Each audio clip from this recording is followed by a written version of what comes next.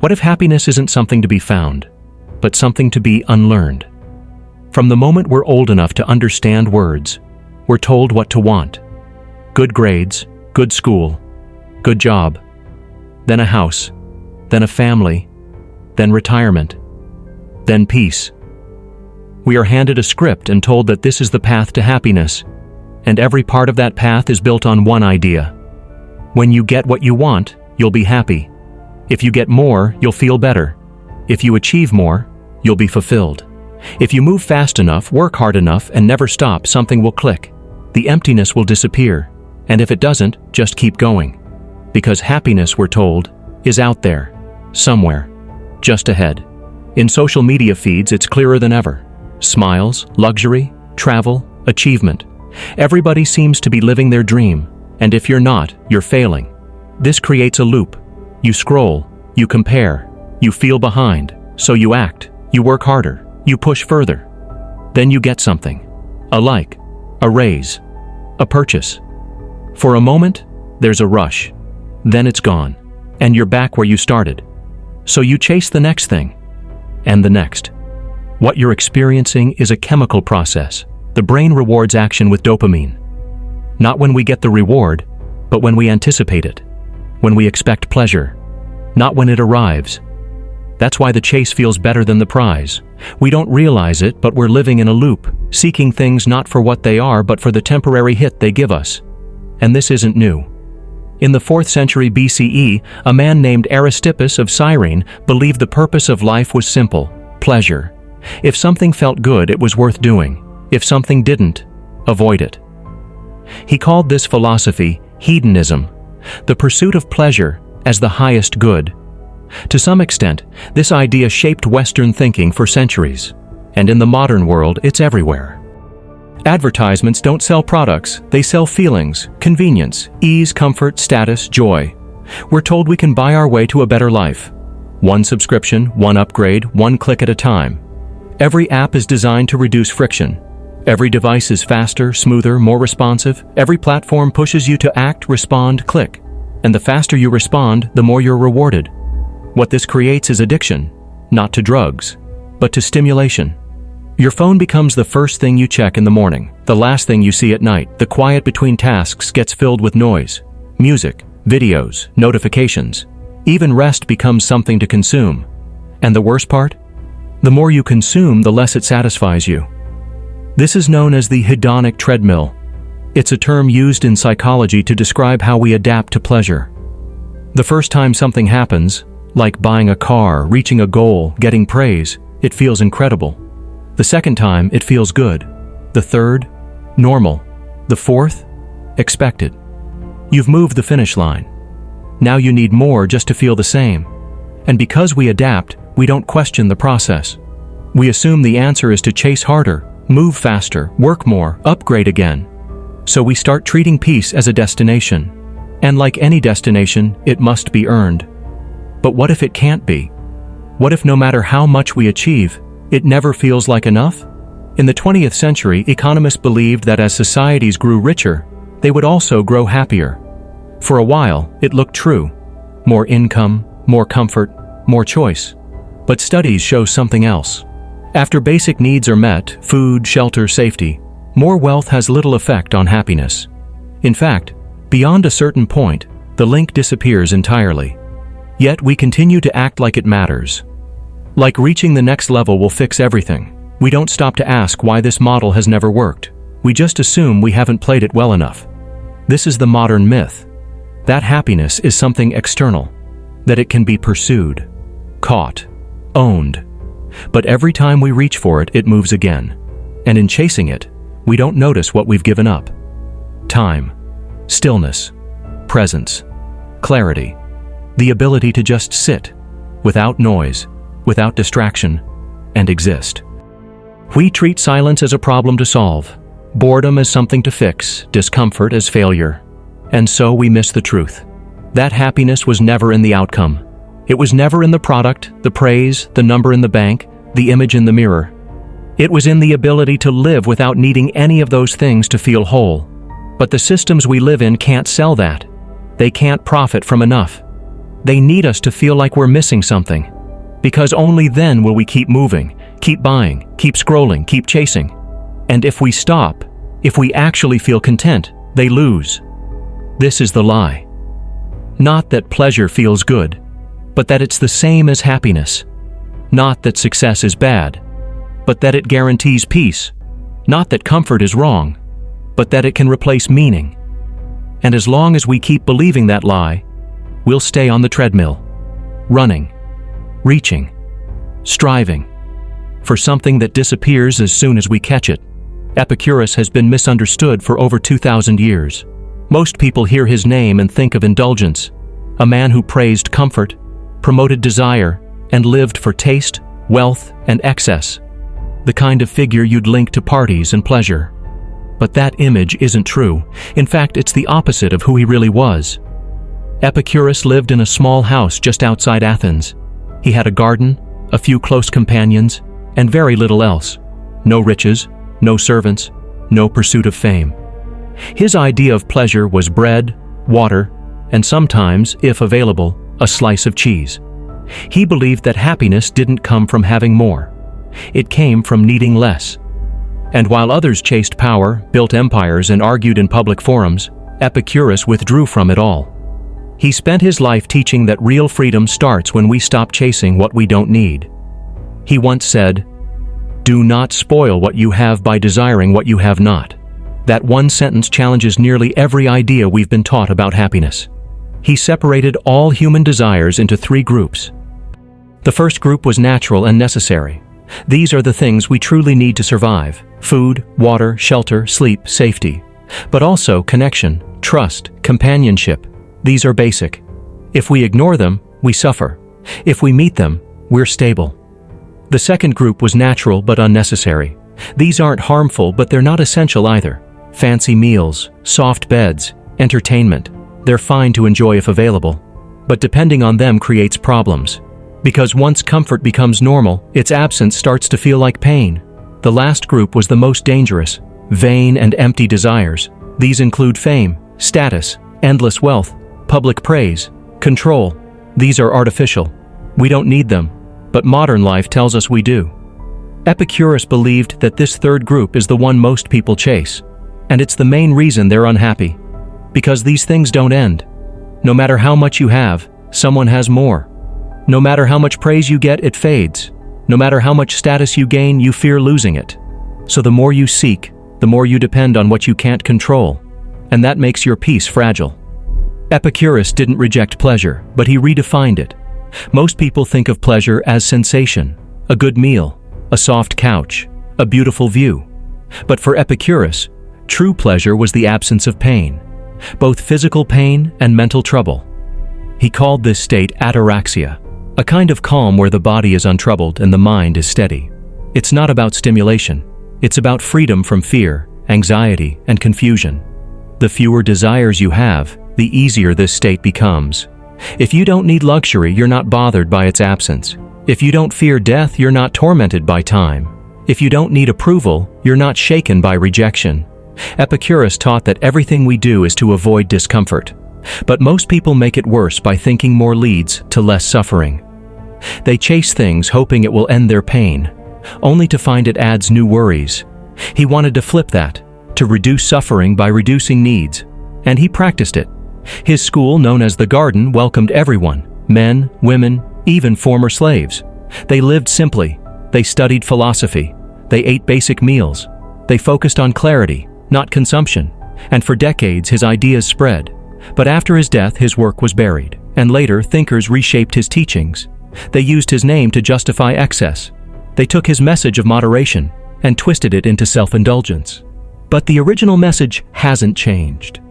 Epicurus believed that pain teaches us what to avoid, and pleasure shows us what supports life. But when either one is misunderstood, it leads to confusion. He wasn't against enjoyment, but he warned that pleasure becomes dangerous when we make it the goal, not the guide. He once wrote that the person who is richest is not the one who has the most, but the one who needs the least. This approach is powerful because it's available to anyone. It doesn't require money, success, or position. Just clear thinking. For Epicurus, philosophy wasn't about words. It was a tool to live better. It helped us face fear, understand desire, and remove confusion. He tackled the deepest fear people carried: death. He argued that death is nothing to us. When we exist, death is not present. When death is present, we no longer exist, so fearing it is pointless. It interrupts the peace we can experience now. This idea isn't just clever, it's useful, because when you stop fearing loss, you stop clinging to what's unnecessary. And when you stop clinging, you start living. Modern life tells us the opposite, that we should want more, that happiness is always in the next thing, that we are never complete as we are. But Epicurus would say that's the reason so many people are exhausted, because what they call motivation is actually dissatisfaction. What they call goals are just attempts to escape discomfort, and what they call happiness is just relief from craving. The cure isn't found in another purchase, another achievement, another follower. It's found in learning how to need less. Epicurus believed that wisdom wasn't about having answers. It was about knowing what to ignore. He ignored the chase, the noise, the demands of society, and he built a life that many would now call boring, but was in truth free. And that freedom came from one decision: to stop letting the world define what it means to live well. Because the simpler your life becomes, the easier it is to be at peace. And for Epicurus, that was enough. The Stoics lived in a world not so different from ours. Power struggles, political chaos, economic uncertainty, people chasing recognition, others running from fear, almost everyone trying to hold on to things they could never fully keep. But what separated the Stoics wasn't what they had. It was how little they needed. Seneca was one of the richest men in Rome, a writer, a statesman, an advisor to emperors.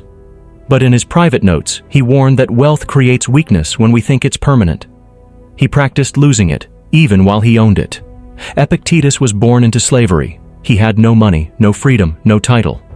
But he said the only thing that mattered was what couldn't be taken: the ability to think clearly and act wisely.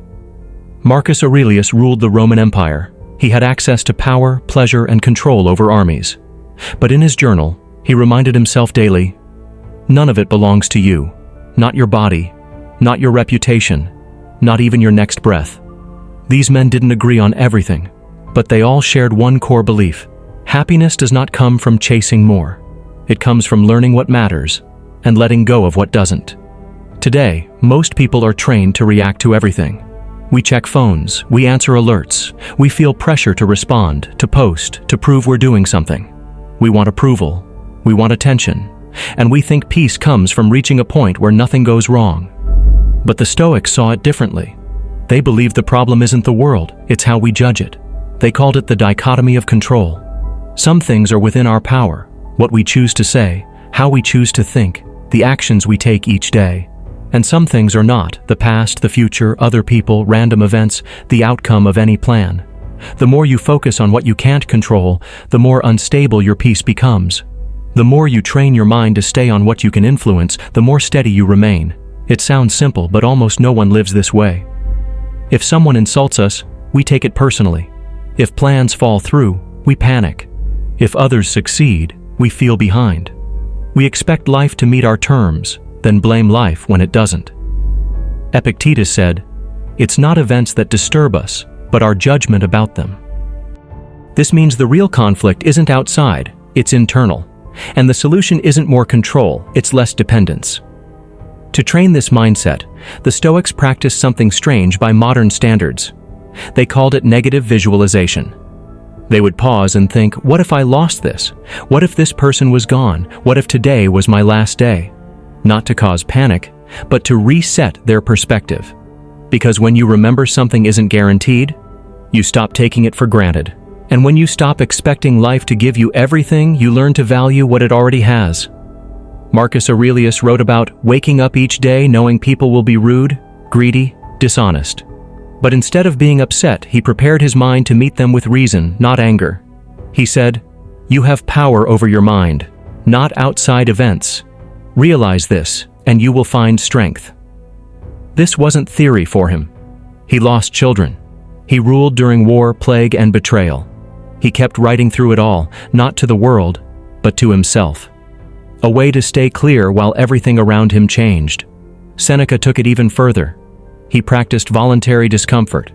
He would fast for days, sleep on the floor, wear rough clothing, not because he liked suffering, but because he wanted to learn how little he really needed to live well.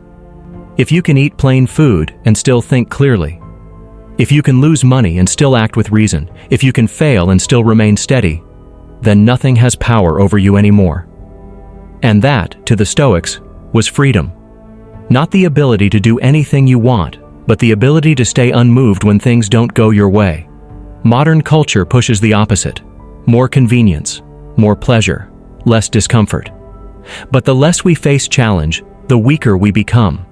We try to protect ourselves from pain, from boredom, from effort.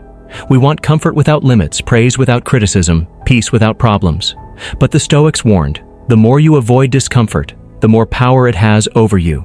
Instead, they chose to meet it head-on, to strip away what was false, to remove the noise. Because under all the wants, fears, and expectations, what's left is something solid. They believed happiness isn't found by adding things. It's found when you no longer need to. When you stop expecting life to give you more than what it gives. When you stop arguing with what is. When you can face anything and still act with reason. That kind of life doesn't depend on perfect conditions. It doesn't need others to agree. It doesn't fear change. It's quiet, still, focused, and it's not built on control. It's built on letting go. Buddhism doesn't start with peace. It starts with a problem. The first thing the Buddha taught was that life includes suffering, that it shows up in many forms: stress, dissatisfaction, conflict, loss, fear. Not all the time, but often enough to ask, why? He didn't explain it through religion, superstition, or myth. He explained it through something called the Four Noble Truths. First, there is suffering, not just in the obvious sense, pain, sickness, death, but also in comfort that doesn't last, pleasure that fades, and goals that keep moving further. Second, suffering has a cause. That cause is craving. Not just wanting something, but needing it. Holding on to people, ideas, possessions, thinking they'll complete us, and fearing what happens when they go. Third, if you remove the cause, the effect ends. If craving stops, suffering stops. Fourth, there's a method for this. A process called the Eightfold Path. These ideas weren't made to impress. They were made to test. If suffering is the issue, then removing its cause should bring clarity. That's the promise Buddhism makes. Not happiness in the sense of more joy, but freedom from confusion. At the core of this problem is the idea of permanence. Most people act like things last. Relationships, youth, identity, opinions, success. But everything changes. Nothing stays still. And when you treat changeable things as fixed, you suffer twice. Once when they leave and again when you fight it. The Buddha said the world is marked by three things: change, unsatisfactoriness, and the absence of a fixed self. The ego says, "This is mine." But nothing can be fully kept. The ego says, "This is me." But the body ages. Beliefs shift. Even personality changes. The ego says, "This is how it should be." But life does not follow personal plans. This is what keeps suffering alive, the need to hold on to what can't be held. Today, that craving has new tools. Social media trains it into daily habit. Each scroll compares your life to someone else's. Each post triggers new wants. Each like is a small hit of approval. But none of it settles the mind. It keeps you wanting more. We think peace comes after one more achievement, one more follower, one more upgrade. But there's always another thing. It works like a loop. Craving leads to effort. Effort leads to gain. Gain fades, and craving returns. In Buddhism, this is called samsara, the cycle of birth, death, and rebirth. But more than just physical life, it's a mental pattern. A constant return to the same habits, driven by ignorance of how things really are. To break this, Buddhism teaches attention. Not escape, not belief, just awareness. This is where mindfulness comes in. Watching the mind as it moves. Seeing the thought as a thought, not as truth.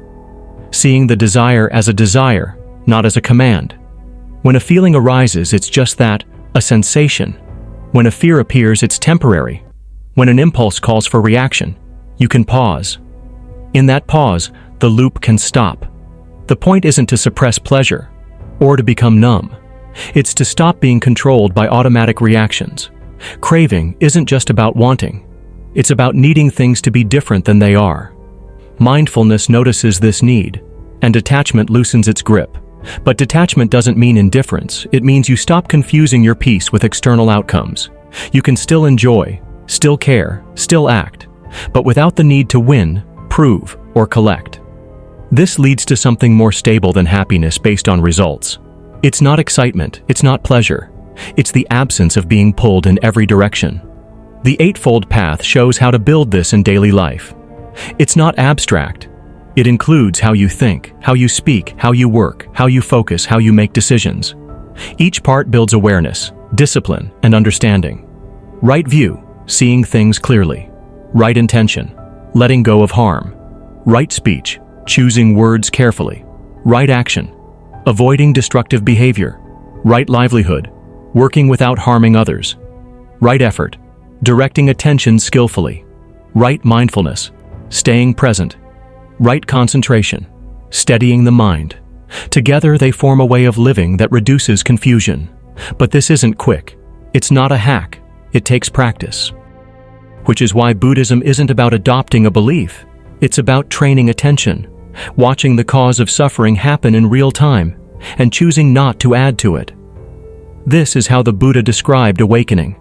Not as a higher state, but as freedom from illusions. The illusion that pleasure brings lasting peace. The illusion that identity is fixed. The illusion that we can control everything. Once those drop, suffering loses ground. And what's left isn't more pleasure. It's less dependency. Because true happiness isn't something you gain. It's what remains when you stop needing happiness to feel okay. In today's world, time moves differently. The days blur. We're constantly surrounded by noise, messages, and the pressure to keep up. Everything is sped up. Information flows faster than we can process. Our attention spans are shorter. Our ability to stay focused, stretched thin. There's a strange contradiction now. On one hand, we have access to more wisdom than ever before. Ancient teachings, profound insights, the guidance of philosophers who spent their lives reflecting on how to live better, how to find peace, how to manage suffering. On the other hand, these ideas are becoming harder to reach. They compete with something far more immediate, the endless stream of distractions. Take TikTok, for instance. A few seconds, and you're hooked. A quick hit of entertainment, just enough to keep you moving to the next video. The content is designed for instant gratification. And it works. It pulls you in, over and over. One video leads to another, faster and faster. Each swipe promising something better, something more engaging than the last. But it's all shallow. There's no depth, no long-lasting fulfillment, just momentary pleasure. A pleasure that fades as soon as the video ends. So, you swipe again. The cycle continues. Now, think about a monk, in a quiet room, his mind focused, not on the next distraction, not on the next moment of pleasure, but on a simple, profound truth. His goal isn't instant gratification, it's understanding, peace, clarity. These two worlds, the one of constant distraction and the one of stillness, couldn't be more different. But they're both realities we face every day. Modern life pulls us toward instant gratification, while ancient wisdom points us toward lasting peace that comes only through depth, reflection, and inner silence. But we don't seem to value stillness the way we once did. Why? Because modern culture has monetized desire. Everything, from social media to advertising, is designed to make you want more. It's a business. The more you want, the more you spend. The more you spend, the more the system grows. This isn't just marketing, it's neuroscience. In the brain, there's a system tied to pleasure. It's called the dopamine system. Every time you experience something rewarding, a like, a share, a purchase, a hit of food or drink, your brain releases dopamine. It's a chemical that makes you feel good. But dopamine doesn't make you satisfied, it makes you want more. Every time you get a notification, you feel that little rush. Every time you scroll past a meme, or a new product, or a viral video, It triggers your brain to want more of that feeling. Your mind learns to chase it over and over. This system is deeply rooted in us. It's how we survive, how we stay engaged with the world, how we learn. It's an ancient tool for learning, a system designed to help us repeat actions that benefit us. But here's the issue. This system was designed for survival. It wasn't built for infinite scrolling, for likes, for constant advertisements. It wasn't designed for the age of TikTok. So we chase dopamine, we crave it, but we're never truly satisfied. The reward we get is fleeting. The cycle continues, faster and faster, until we lose sight of everything else. Now contrast this with ancient wisdom. The Buddha, the Stoics, Epicurus, they didn't teach us to chase pleasure. They taught us to step back from it, to observe it, to not get caught in the cycle of endless desire. They believed that peace didn't come from seeking more. It came from understanding that craving in itself is the problem. Once we stop chasing pleasure, we free ourselves from its grip. But here's where things get complicated.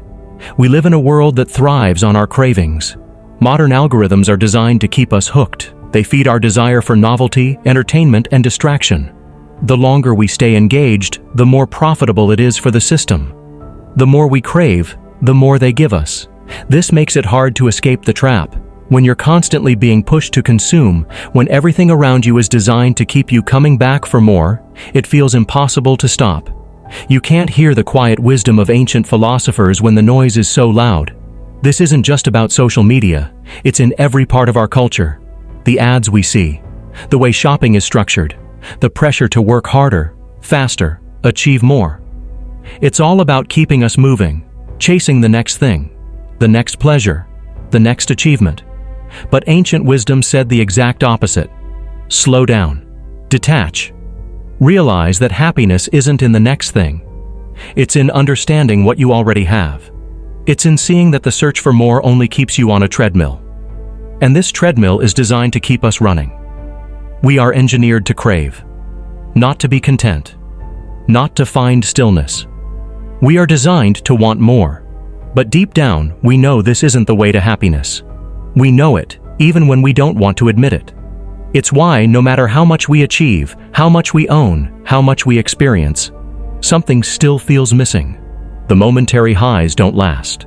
The satisfaction fades, and we start chasing again. This cycle is not a problem of willpower. It's not just about how strong you are in resisting temptation. It's about understanding how deeply this system is built into our brains and how much modern life feeds into it. We don't just need to avoid distractions. We need to change how we see the world. We need to start living with intention, with awareness, with mindfulness. The real question is, can we break free from the trap? Can we still find depth in a world that seems to value distraction more than meaning? The answer lies not in more technology or better systems. It lies in understanding the nature of desire itself. To let go of craving, to stop chasing pleasure, to realize that happiness isn't in more, it's in less. It's in simplicity, in stillness, in presence. And the more we learn to be present, the less the world can control us. The more we free ourselves from the noise, the more we realize that the wisdom of the past is more relevant now than ever. True happiness isn't something you can buy, chase, or achieve through more. It isn't found in success, possessions, or experiences. It's found in stillness. This is the truth they never told you. And it's the truth that the great minds of the past all understood. Stoics, Epicureans, Buddhists, they each pointed toward the same idea.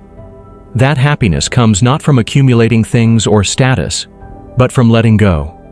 It's a simple yet profound shift, one that challenges everything modern society has taught you. For the Stoics, happiness wasn't about having more. It was about accepting what you can't change and focusing on what you can control. Your thoughts, actions, and reactions. Epictetus taught that we are disturbed not by things, but by the opinions we have about those things. What other people think, the events that unfold in the world, the outcomes of your efforts, they're not yours to control. And once you accept that, the weight lifts. You free yourself from unnecessary anxiety. Epicurus took this even further. He didn't glorify indulgence. He believed that true pleasure came from simplicity, from the freedom of desire. He divided desires into three categories: natural and necessary. Things like food, shelter, and friendship. Natural but unnecessary. things like fancy foods and luxuries, and vain or empty desires like fame, power, or excessive wealth. He argued that by focusing only on what was necessary, we could find true contentment. And that contentment wasn't dependent on how much we had, but on how little we needed. Buddhism added another layer to this understanding. It showed that desire itself is the root of suffering. Craving for things, people, or outcomes traps you in a cycle of constant wanting. It prevents you from seeing the world as it really is. The Buddha taught that the path to freedom isn't through acquiring more, but by letting go of attachment. The more we let go, the more space we create for peace to enter. These philosophies from different cultures, different eras, lead to the same conclusion. Happiness doesn't lie in the outer world, it lies within. But how do we get there? In a world so dominated by distractions, where we're told to want more, how do we embrace less? How do we find peace in the midst of the noise? It starts with simple practices. Practical steps that, over time, shift your mindset and bring you closer to the stillness that true happiness resides in. The first practice is digital detox. In the age of constant connection, it's easy to get lost in the noise. Social media, emails, notifications, they pull your attention away from what truly matters. By intentionally disconnecting, even if it's just for a few hours a day, you allow space for your mind to rest. You can focus on what's around you, not what's constantly coming at you. It gives you room to breathe, to think, to reflect. It's not about rejecting the digital world, it's about transforming your relationship with it. Next comes voluntary discomfort. This practice is all about choosing a challenge for yourself. Whether it's fasting, cold showers, or limiting your comforts, it's about stepping out of your comfort zone intentionally. Stoics like Seneca practiced this as a way to build mental strength. They believed that by embracing discomfort, you learn to appreciate life's simpler pleasures. It's not about enduring pain for its own sake. It's about building resilience, teaching yourself that happiness doesn't depend on comfort. When you can handle discomfort without breaking, you learn that you can handle anything life throws at you. Meditation is another powerful tool. It's a practice that's as old as the wisdom of the great thinkers, and it's still one of the best ways to cultivate stillness. Through meditation, you observe your thoughts instead of getting caught up in them. You realize that not every thought demands your attention. By observing the mind, you learn to detach from it. You don't react to every feeling, every impulse, every distraction. You watch them pass by like clouds. Over time, you become less controlled by them, and you find peace in the space between thoughts. Negative visualization is a practice borrowed from Stoicism. It's the act of imagining loss, losing the things or people you care about. It sounds harsh, but its purpose is to help you appreciate what you have now. When you realize that nothing is permanent, you stop taking things for granted. It teaches gratitude, not by focusing on what you could have, but by appreciating what you have in this moment. The more you practice this, the less you fear losing what you have, and the more you appreciate its true value. Journaling is another tool that can help you find clarity. It's a way to reflect on your thoughts, track your progress, and work through your challenges. By putting pen to paper, you give your mind a chance to organize its thoughts. You bring out what's hidden in your subconscious and confront it head-on. This process allows you to see things from a different perspective. It helps you detach from your emotions and approach them with more understanding. Journaling isn't just about writing, it's about reflecting, learning, and growing. These practices aren't about rejecting life or pleasure. They're about transforming how you engage with them. Instead of seeking fulfillment through external achievements or possessions, they teach you to look inward. They help you let go of the need to control everything and allow you to be present with what's here now. The world will keep offering distractions. It will keep pushing you to want more, to chase after the next thing. But true peace comes when you stop chasing and start living. This isn't a rejection of life. It's a transformation of how we live it. It's about learning to find contentment in the present, to value simplicity over stimulation, to accept what we can't change, and to focus on what we can control. When you do this, you realize that happiness isn't something you need to go out and find. It's already inside you, waiting to be uncovered. And when you stop chasing after it, you'll finally discover it. He who is not contented with what he has would not be contented with what he would like to have. Thank you for following through to the end. Don't forget to like, share, and subscribe to the channel.